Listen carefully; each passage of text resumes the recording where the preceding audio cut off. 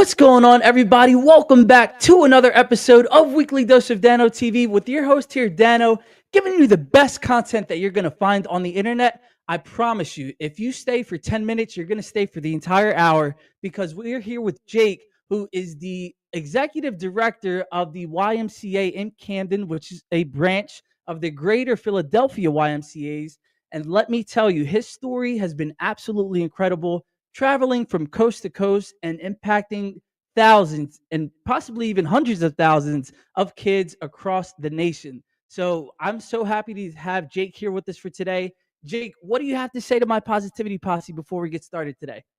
Yeah. Hey, Dano. Thanks for having me. I appreciate it. And just happy to be here. Our branch in Camden is not your traditional YMCA branch, so we don't get the opportunity to really highlight and tell the story of the work that we do. So I'm fortunate that you invited me out here. So thanks.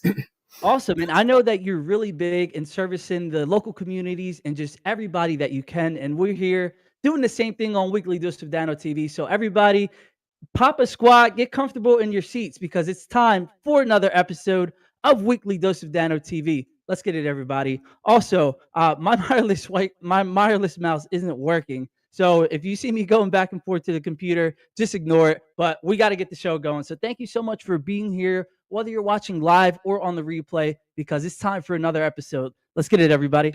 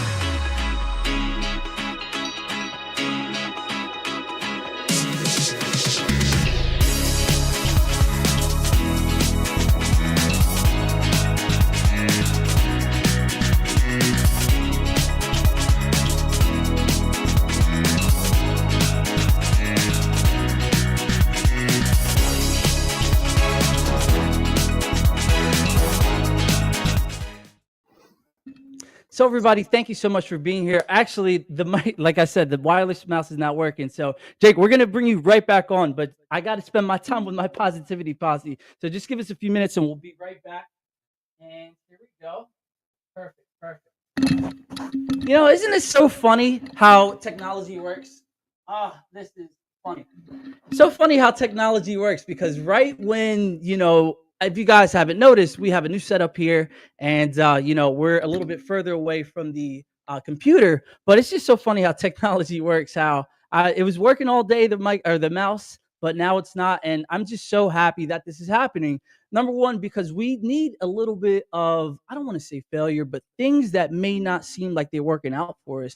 We need those things to happen in our lives, right? Because these are the moments right here that test you. It tells you what you're really made of. And, I could just sit here and really, get angry, get mad. And, I'm like, oh, why is this happening to me? But, this is just my experience. And this is experience that I need going forward. So now I know I need to buy another wireless mouse because it says it's not connecting. But I'm just so happy to be here with you guys today. And the time that I want to share with you guys right now, and the topic is really about writing down your goals. So I've been listening to this personal development book. It's called The Psychology of Achievement by Brian Tracy. And the book is absolutely amazing. It just talks about, how the most successful people in the world think, what are their habits, and how can we become these successful people in whatever area of life or whatever we want to do in whatever area. So, if you want to be, super rich or super wealthy, or you want to impact a lot of people, or you want to lose weight, whatever your goals are, he really breaks down in this book, which is absolutely phenomenal, how to do those things. And writing down your goals is one of the most important things. He probably says it's top two of the most important things that you could possibly do. And there was a study that was in the book that talks about, there was a study at Yale, and I believe they took the college senior year graduates, and I believe it was about 200 participants, in the book. And they had a group of people who were just naturally, goal driven, and they wrote down their goals every time. And then that was only 3% of the group. And the other 97% didn't write down anything, but obviously if they're at Yale, they're really intelligent. They have the makings of somebody that can be very successful because if you're prepared correctly, academically, physically, all that good stuff, you're bound to have success. So the 3%, remember that, wrote their goals down, and the 97% didn't. And years later, of the surviving members or the surviving students of that class, they found them again, reconnected with them, and took a study done that was on their financial goals, or where they are in their career, family, all that good stuff, but really specifically was the monetary goal. And it turns out that the 3% of the students that wrote down their goals made more than the entire 97% all put together. And when I heard that, I was like, wow, it's very interesting. But as he talks about the psychology of everything, it's like a heat seeking missile. And when we write down our goals and we're so focused on them, that is when we can start to develop a plan and take the actions. And I know a lot of people say that, hey, I like to go with the flow. You never know what's going to happen tomorrow. And yes, while I do agree with you, I used to be that way as well.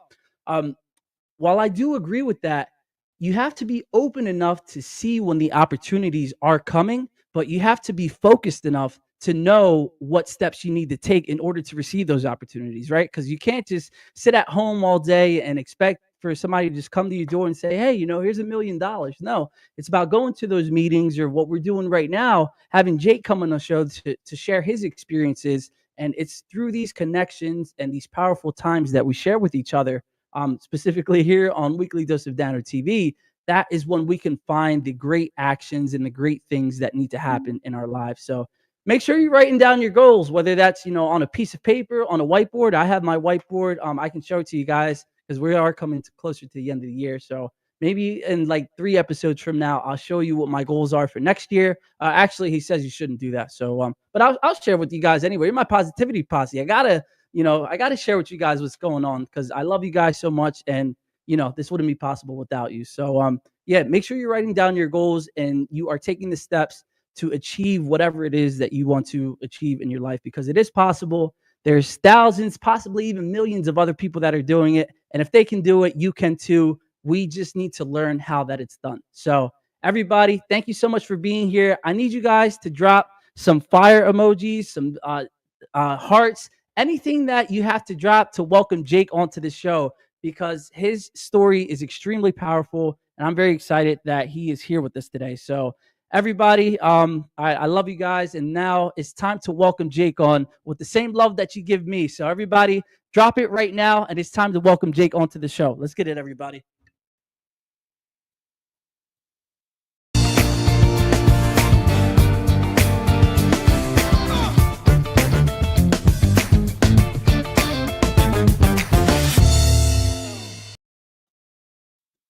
Jake, thank you so much again for bearing with us, even though this the mouse isn't working. We're still going to power through. But how's your day going, Jake? Good. It's good. It was nice to hear what you said about writing down goals. I started journaling, and it's been really helpful. It's a good, therapy tool. It's a good way to reflect, and it's a good way to position yourself on where you're going to move forward to. So I appreciate what you had to say earlier. Yeah, of course, and thank you for mentioning that too, because journaling doesn't really have to be goal specific. It can be just releasing maybe some negative thoughts that you've been having, just developing a plan for the future, or just to write down any ideas that might come to you, right? So Right. so thank you for sharing that. And can you talk about how's that been for you? Since, like, is it more therapeutic, or what exactly has changed in your life from journaling? Yeah, I think, yeah, it's just kind of streamlined things for me. I think we all have a lot going on in our mind, so it's one way to get something down on paper to kind of get your thoughts situated. I try to do it at the same time each day. It doesn't need to happen like that, but it clears your mind out a little bit. So I think it's a beneficial tool for everyone. Oh yeah, and I've talked about journaling time and time again, and I've been getting a lot better at it, but not to where I want it to be. So thank you for sharing that. And as you guys see, I didn't pay Jake to say that; he just came on here and shared it himself. And they also say for everybody as well, if you want to journal maybe affirmations, I'm wealthy, I make this much, whatever it is that you want to journal. They say the first hour and the last hour of the day is the most powerful, and that's when it sits into the subconscious mind. And as we all know, once it sits in there, it just is a reflection of everything that happens in our outer world. But we'll talk about that, maybe about a part two, because we have to really dive into Jake's story because it's absolutely incredible. And Jake, when you sent me your bio, it was, very long and I just felt the energy jump off the page. But there's one thing I just couldn't understand or I couldn't grasp.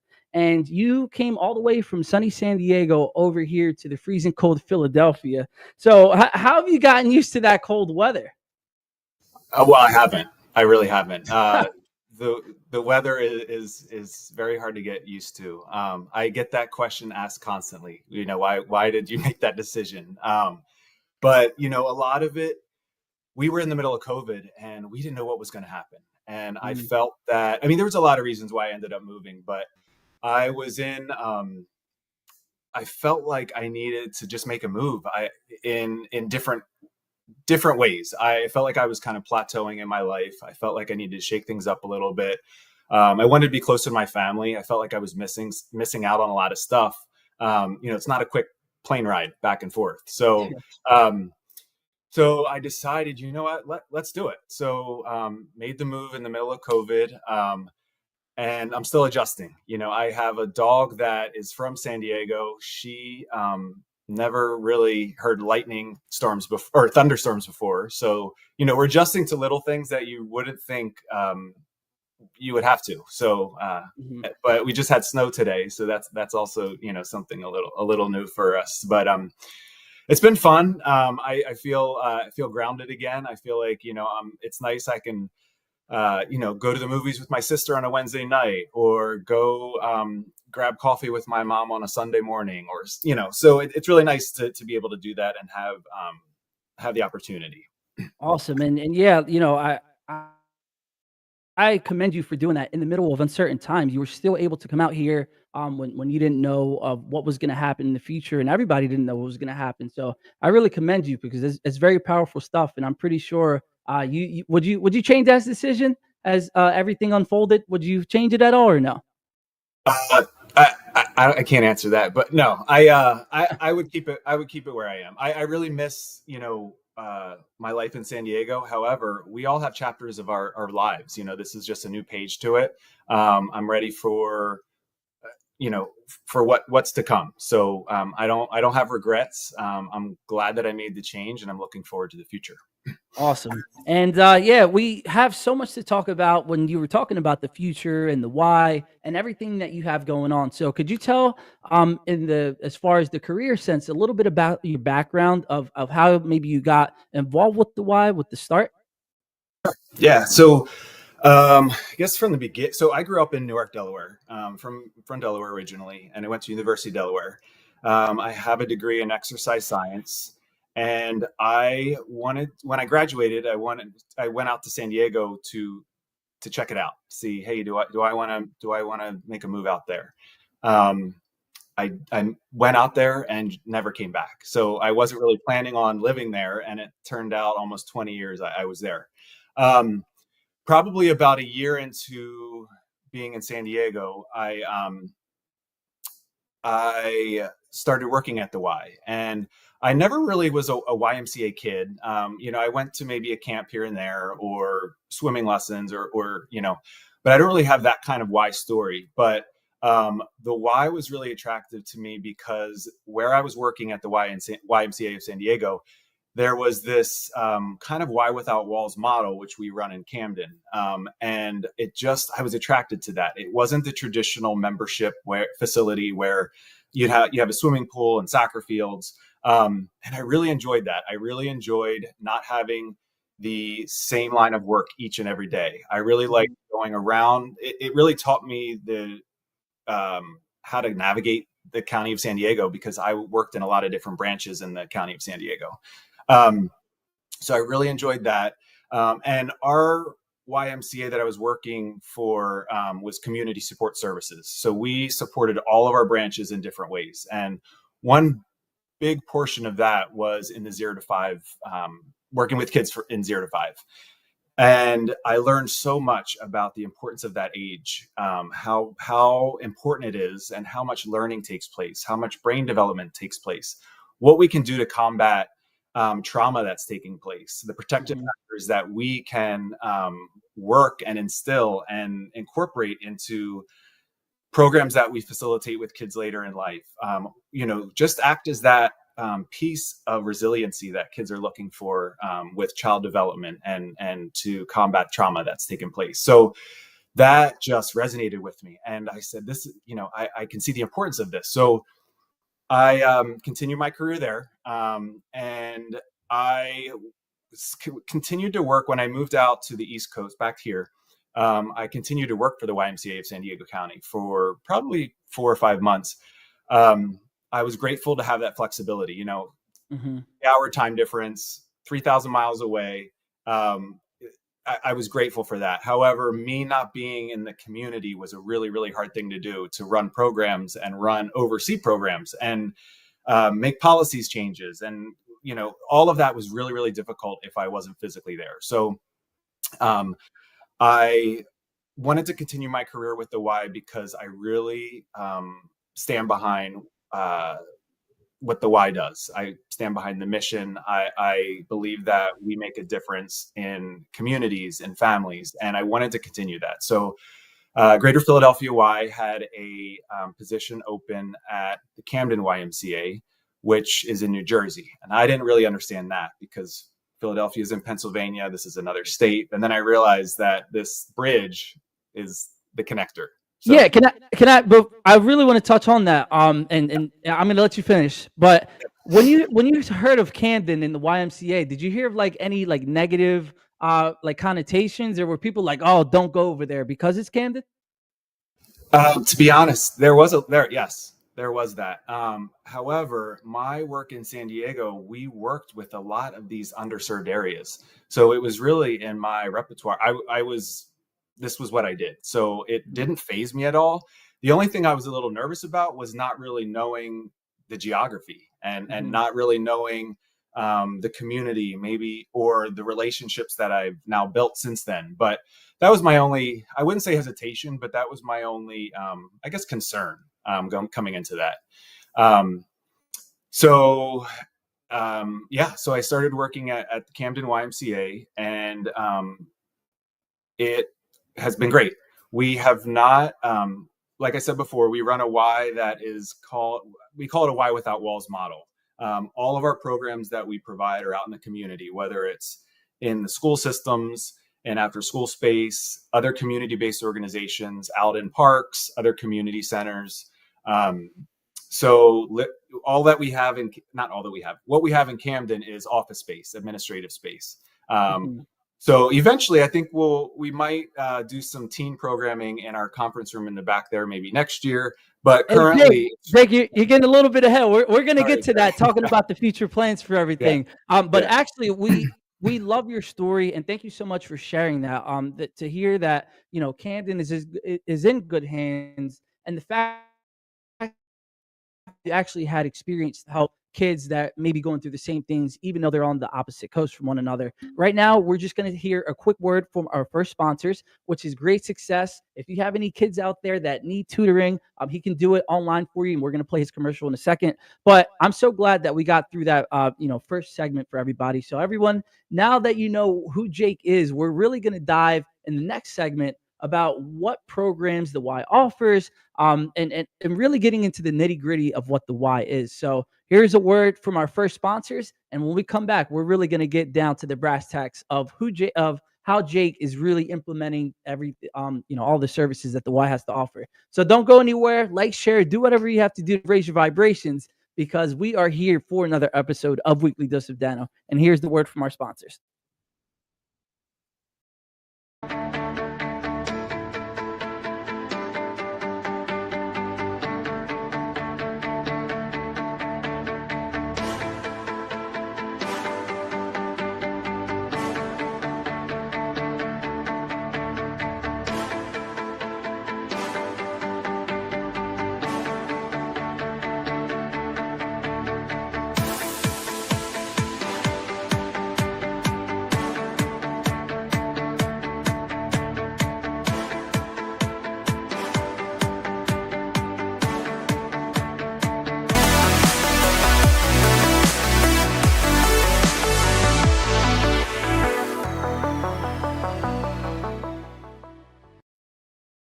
So everybody, welcome back. That was just a quick word from our sponsors, Great Success. I know that Mark Hoberman personally, he is the director of Great Success, and he's been around for over 25 years. I think the company's been around for over 30 years, and he has helped countless students as well. So if you need some ACT prep, just personal study habits, or just developing resiliency, please reach out to Great Success because he's the man when it comes to all of that things, all of the things that we need to develop our kids in the academic sense or even just the mental sense as well. So thank you to Great Success for sponsoring Weekly Dose of Dano TV. We really appreciate it. And now it's time to go back into the brass tacks of what Jake here is from the YMCA executive director to talk about everything that he has going on. So Jake, when it comes to the coast, the East Coast and the West Coast, you have experience in both, but what has been kind of the biggest challenges or the biggest differences that you've seen in these kids from both coasts? I would say, there's always a need in the community wherever you are. The need changes. What I see a lot in Camden, well, everywhere, is really access to healthy foods. That's really a big thing in Camden that I am really trying to make a difference in. I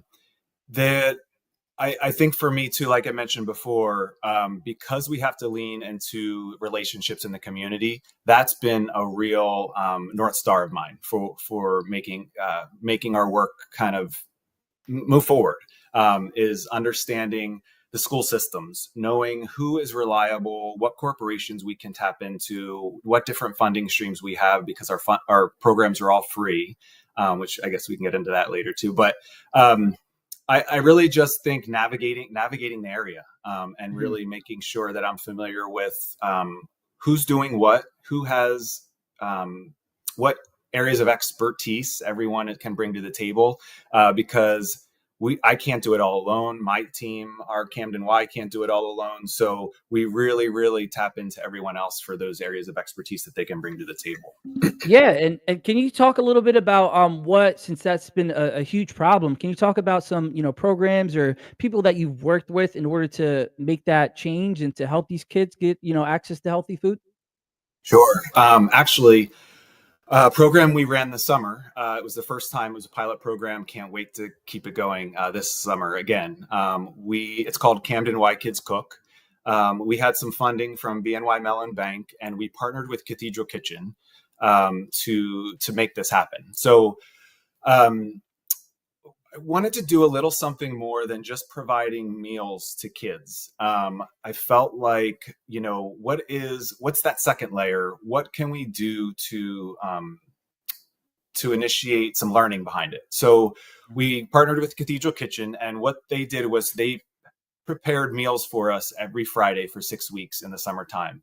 They partially prepared these meals. So we picked them up and delivered them to our camp kids, and they took them home, and they finished making the meals with their families at home.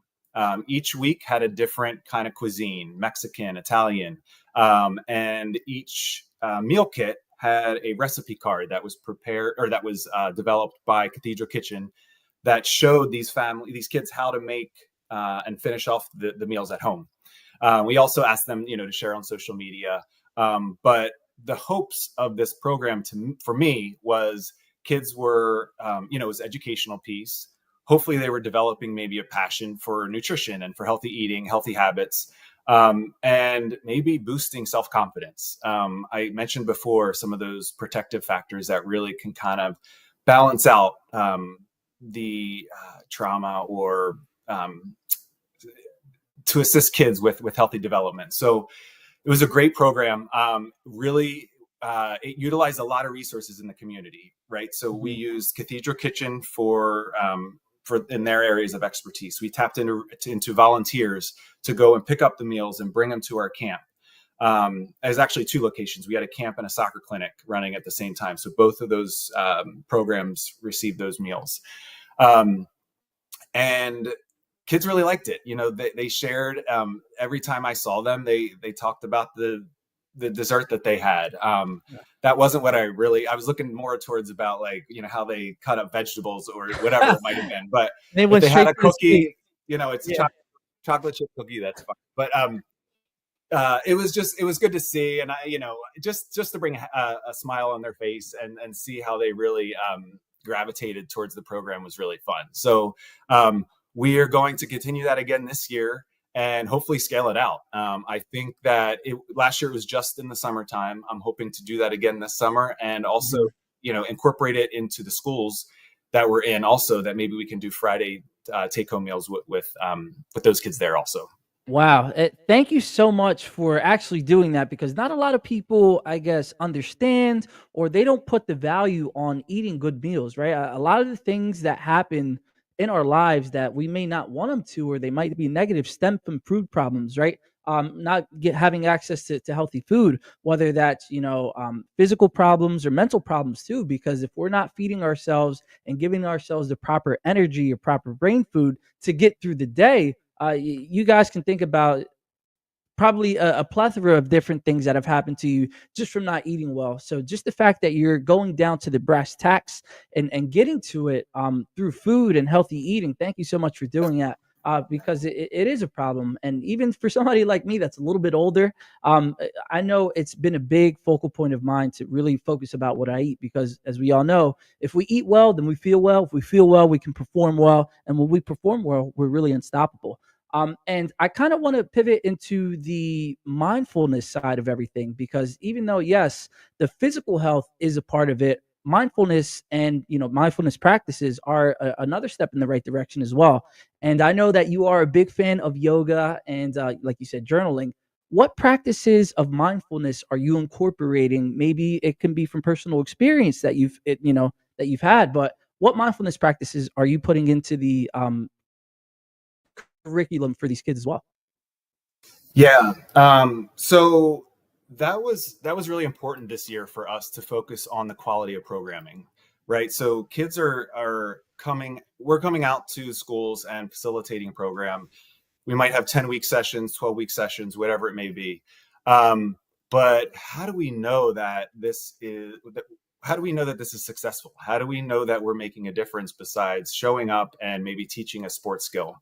So our focus this year was really to incorporate some key performance indicators and put some metrics behind it and figure out what are we doing here and how are we making a difference. So a lot of this was, are we incorporating social connectedness? Are we integrating behavior change and knowledge transfer?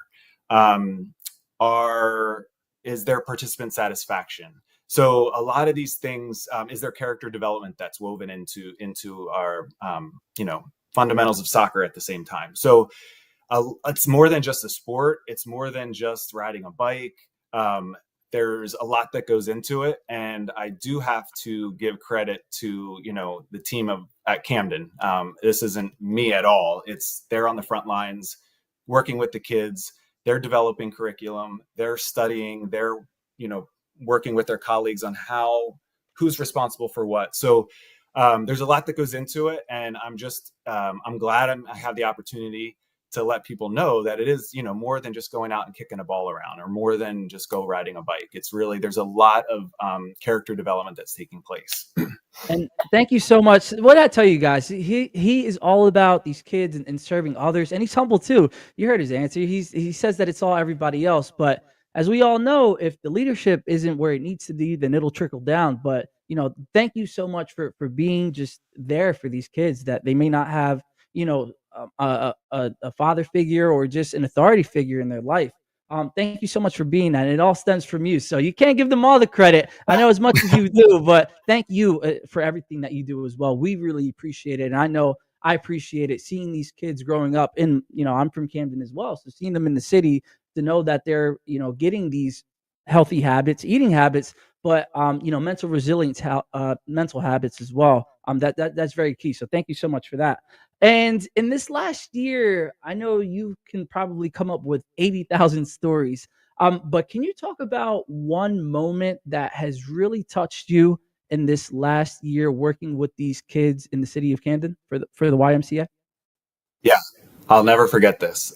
We were at the school Urban Promise. I don't know if you know that school, but We were there for our watershed education by bike program. So it's a program that focuses on helping kids be good stewards of environmental efforts and understanding the environment and the watershed and the action and the repercussions of the actions of what we're doing. So half of it is really that educational piece. The other half, we take kids out on bikes, and it's that experiential piece that they can go out onto the circuit trails in Camden and learn what they're learning in the classroom. They learn outside while they're on their bikes.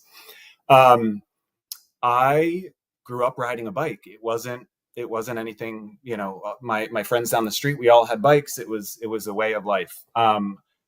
I went out to support our web program this one particular day because they needed some extra hands on. They were taking kids out on the bike, and there was more kids that didn't know how to ride a bike than there were kids that did.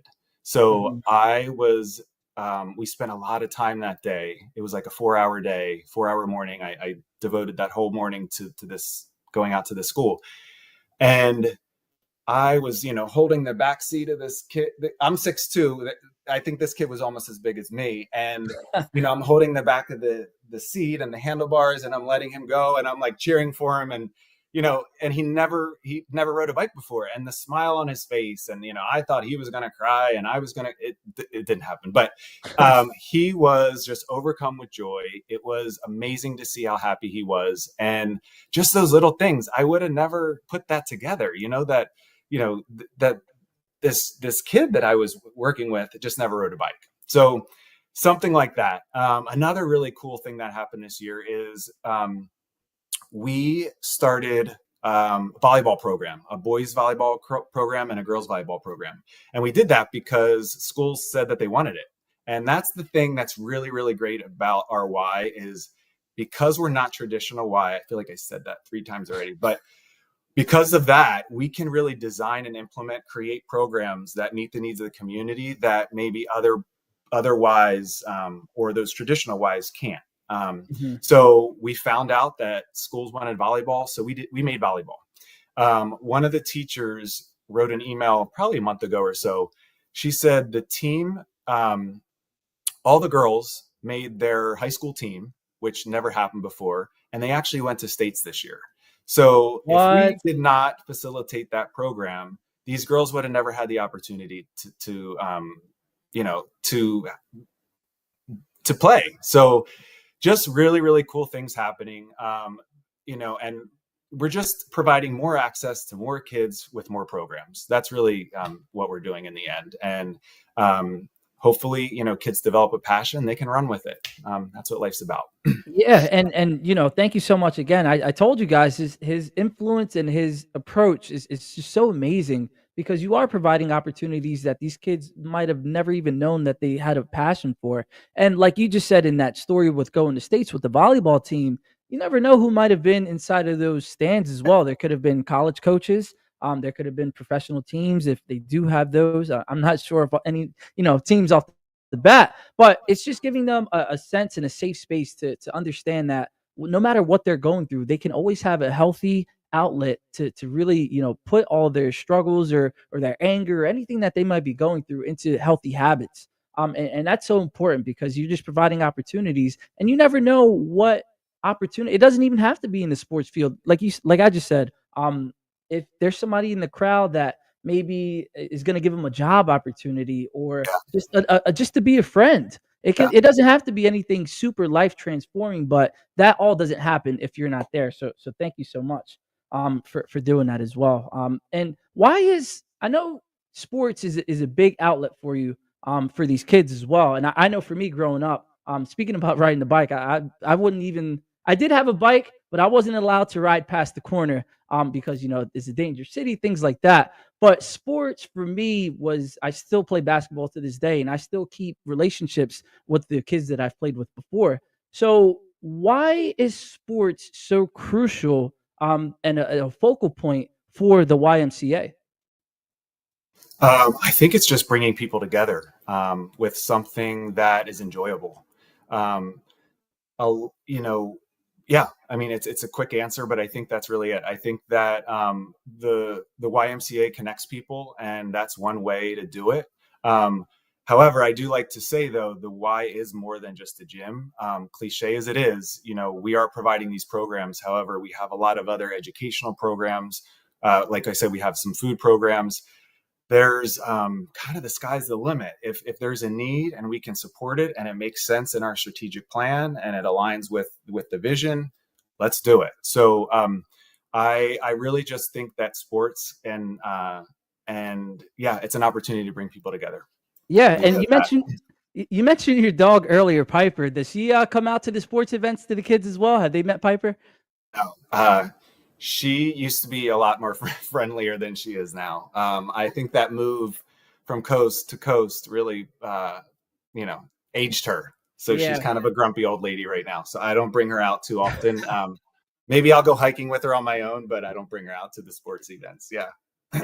It's the cold weather, man. That's why I'm surprised that, you have a big, bright smile on your face and you're going out there every day to help these kids. Because when you're doing it all bundled up, I know that weather can be a drag sometimes. But like I said, thank you again for everything that you do. I don't know if you hear it every day, but even if you don't, I want to be the one to say thank you. Even if these kids don't say it, even if the parents don't say it as well, because everything that you're doing is leading to the positive development of our next generation, and that's what's really, that's what it's all about.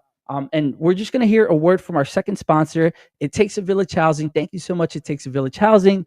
Jeanette Ramos is the director and the founder of It Takes a Village, and they decided to sponsor Weekly Dose of Dano. So thank you so much. We're just going to play their commercial, and everything that you see, if anybody's interested, I directed and I edited as well, just as a part of the sponsorship. So thank you so much, and for all the great work that Jake is doing, and It Takes a Village as well. So we'll be right back after a word from our second sponsors. Don't go anywhere. Like I said, like, share, and share this with somebody who may need this information, or you never know how it can impact them, or even if they have kids in the Kansas City area, share it with them, and we'll be right back after a word from our second sponsors.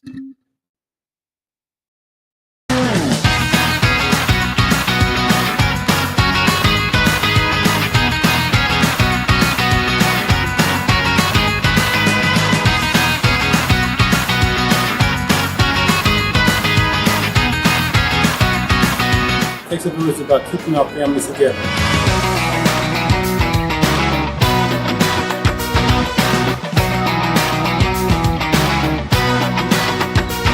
God bless this organization.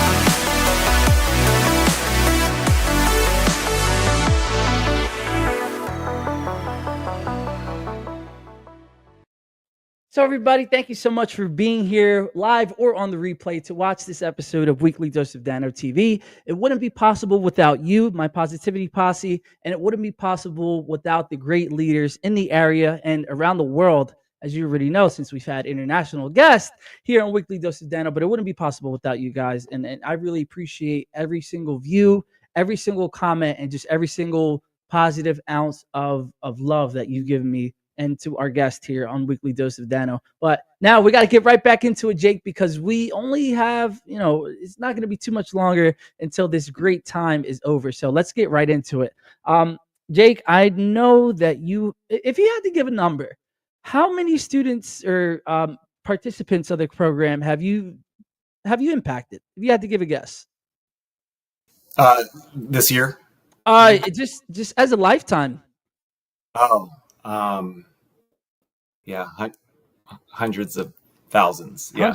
And thank you so much. So with all of the hundreds of thousands of kids that you have served already, and the future hundreds of thousand kids, and maybe even millions, you never know, that you're going to serve in the future, what is one thing or one lesson that you want to teach these kids, and that you want to be an example of, and help them understand for whatever it is that they go through in their life? I think follow your heart and be kind. It's very very straightforward, and I think it's also, I mean, it's pretty simple. It sounds simple. It might not be simple, but there's a lot going on in the world, and we just need a little kindness. We can all do that, and be nice to each other.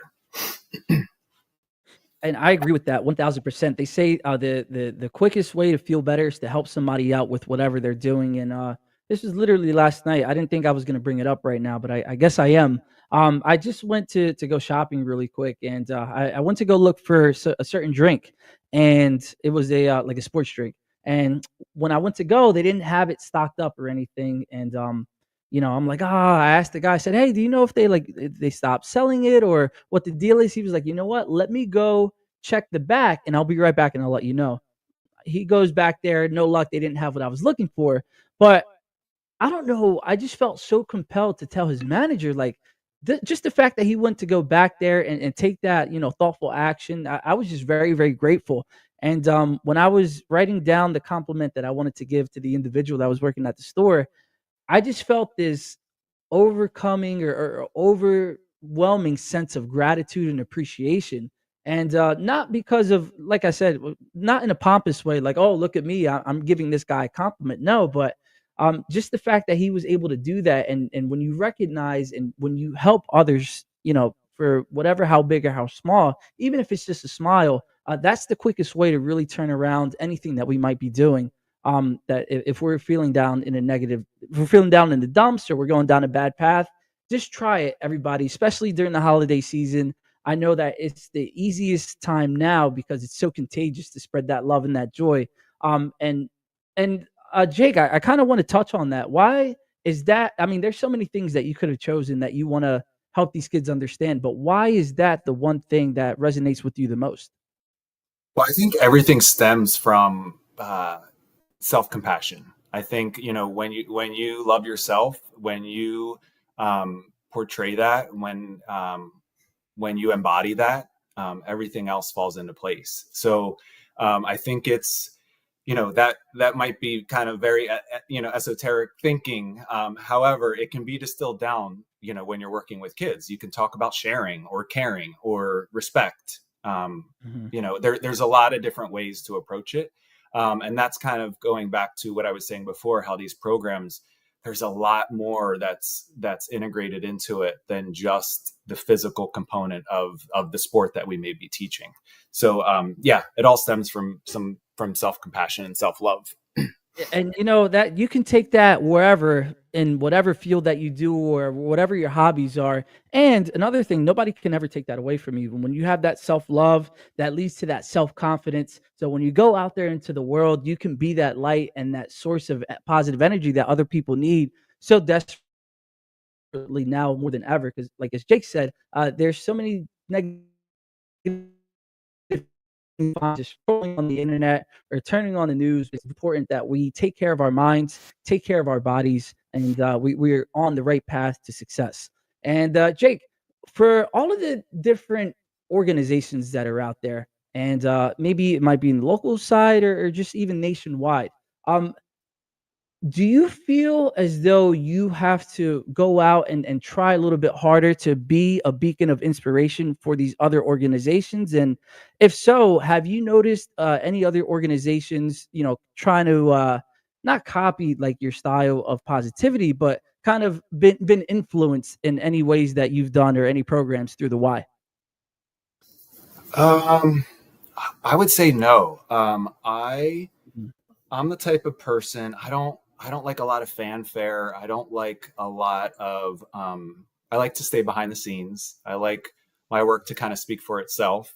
And I I think when you have, a trusted group or a team with you that you can really rely on, depend upon, to carry through with something, I think it really speaks for itself. So I don't think I need to, no, I don't really try. I think it just happens because going back to that kind of place, if you're coming from the right place, it's seen and it will manifest into what it needs to. Yeah, and the only reason I asked that question is because I know of a company here in the Kansas City area, and they said, yeah, well, since we have done XYZ, we have noticed an inspiration with other businesses that want to follow that same model. And it's so important because if we can affect one, then we can affect 10. If we can affect 10, then 1,000, 1,000, a million, so on and so forth. And just the fact that you guys are out there and you're changing these lives one kid at a time, we really do appreciate that because it's going to lead to change and the spark for the next generation and everybody else around those kids that they hang out with as well. And you were just talking about you want to let your work speak for itself. It's nice to receive a little bit of recognition, here and there. Have you received any achievements or awards in maybe the past year, or just in your lifetime that that was really special to you? Yeah, in the YMCA of San Diego County, I was recognized as, I think, Director of the Year, an Outstanding Director. I received a couple of those. And being out here, I haven't, what was I going to think about out here? I'll leave it at that. Yes, I have received some, and a lot of them were Director of the Year and things like that. Awesome. Yeah.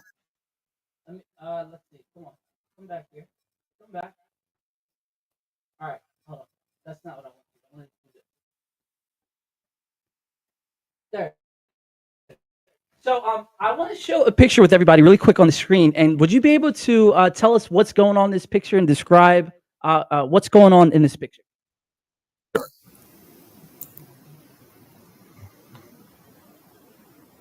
Yeah.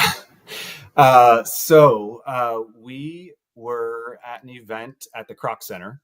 It was called Operation Warm. So we partnered with Subaru, the Kroc Center, and the Camden Y. And we gave, I think it was about 160, maybe 175 families brand new coats and brand new shoes for the winter. So this was, I believe it was end of September, maybe beginning of October. And this is part of my Camden YMCA team with me. All right, let me just hide that 1 second. Sorry, I was just showing a couple of comments from the Positivity Posse. Thank you guys. You've been lighting it up in the comment section as well. But yeah, I mean, it's absolutely incredible the work that you've been doing. And like you just mentioned, this was happening during the holiday season. So is there any events that we should be looking out for this upcoming season that you're going to be providing? Yeah, we are. I mentioned the Kroc Center. We're partnering with them again December 20th. And so it's the Kroc Center, info links, and Camden Y. We'll be at the Kroc Center from 12 to 2 on December 20th. We are holding a resource rally with Feed the Children. We are providing a 25-pound bag of food, 15-pound Avon box with some hygiene supplies, hygiene products, and toys and books for kids. And so we have product for about 400 families. So the Kroc Center, myself, will be pushing out some materials for that to sign up. It's first come, first serve. Again, we have enough product for 400 families. So that's December 20th. And then you just mentioned that they can sign up. Where can they go to sign up? Yeah, I will on our website, Camden, philaymca.camden. You can find our flyer there, and we'll be promoting it on our website. You'll see that. Awesome. So everybody, you can find Jake. Is it Jake McGough or Jake McGough? McGough. You can find Jake McGough on those links that I provided. He's on Instagram, he's on Facebook, and on LinkedIn as well. That's his personal page, but I'm pretty sure he has everything linked to go find the resources if you do want to go sign up for that event or any other events in the future as well. And Yeah, I mean, you mentioned I will put the registration link on my social medias, so anyone can go to those also to sign up that way. perfect. So everybody, if you're interested, there's an abundance of resources out there, and Jake McGough is providing these resources for you. You just got to look, and we thank you so much. And I just mentioned the word future, and I want to talk about that. What future events can we look out for? Because I know for next year you're going to be doing a kickoff for the team development and leaderships, whether it's personal, professional, or their career development. So what can we be looking out for in the future? Yeah, we have these colleges all around, and we're not really tapping into them and using them as I feel we can. So this year we've really leaned into internships at Temple and at Rutgers. So we've had a couple students come through and an internship program at our Camden Y, and they have been really helpful with kind of making that connection for us and allowing that more. I guess you could call it more of a kind of institutionalizing this into our work and making sure that we're always going to be able to receive an intern from these colleges. With that being said, with that connection, we are going to be working in Rutgers community centers and providing some teen leadership support. So teens everywhere always can use support, whether it's job readiness, professional, personal development. We have civic engagement programs that we run at the Y. So really, like I said before, with this volleyball programs, we are going to do some focus groups with teens in Camden area, understand what they really could utilize our support with, and we will design programs around that. And that's really, I'm really excited for that next year. This year and previous years, our kind of sweet spot has been kindergarten through 8th, and we're expanding now into the high school age. And I think it's a need, and really looking forward to what we can do there. Awesome. And one of the things that jumped out with what you just said is that you're listening to the needs of the students, where, I know a lot of other programs or a lot of other, people, and not to say anything bad about them, but they just implement the programs that they think that the kids need versus actually listening, to their voices and what their concerns are. So that's a really, really great thing that you're doing, and a step in the right direction. So yeah, community input is invaluable. That you can think everything and design a program, implement it, and understand why it didn't work. Maybe you didn't talk to who you need to. So yeah, you really need community voice and community input when you are working with the community. I mean, it sounds intuitive, and you should be doing it, but not a lot of people do that. yeah, and you are going to see the great results from the fruit of your labor, and thank you for actually doing that and giving. I know it sounds like a broken record, like you said the why without walls model, so many times, and I've just been saying thank you so many times because there's countless reasons why, but the work that you're doing is making the change in the lives of these kids just so greater, and just I can't even just talk about. I'm just thinking about all these things that I want to say thank you about, but for everything, thank you so much from the city of Camden, from these kids, from Weekly Dose of Dano, and from the Positivity Posse as well. So Jake, we always wrap up the show with the same exact question every single time, and here it is. So if there's somebody that's watching right now, whether it's a kid or an adult, whoever it may be, if they're in their deepest, darkest times in their life, what advice would you have to give to them in order to get them out of that, deep dark time? You hear the saying, it gets better. And it does. I think that everyone goes through peaks and valleys. Everyone has, their roses and their thorns. And just know that, there's no way around it than through it. So, you're going to have to feel it. You're going to have to work through it, but it's going to be better on the other side. So just know that it does get better, and, you have a whole life ahead of you. And we really appreciate that. Everybody, I couldn't have said it better myself. You have to go through those things in order to learn more about yourself and to really be appreciative of the things that you don't want in your life, right? Like, how are you supposed to know what clean is without dirty, or how are you supposed to know what up is without down? So when you do go through these things, number one, figure out the lesson that you're supposed to figure out during these tough times, whether it's, being more organized, or, watching how we talk to people, whatever may be. Number one, feel and find the lesson, what we're supposed to learn. Number two, implement it. And number three, be grateful that we are going through these times to show us what we don't want into our lives. And Jake, thank you so much for being here. If somebody wanted to find some more information about you, about the why, one more time, please tell them where they can go to find more information. Yeah, you can go to our Greater Philadelphia YMCA website.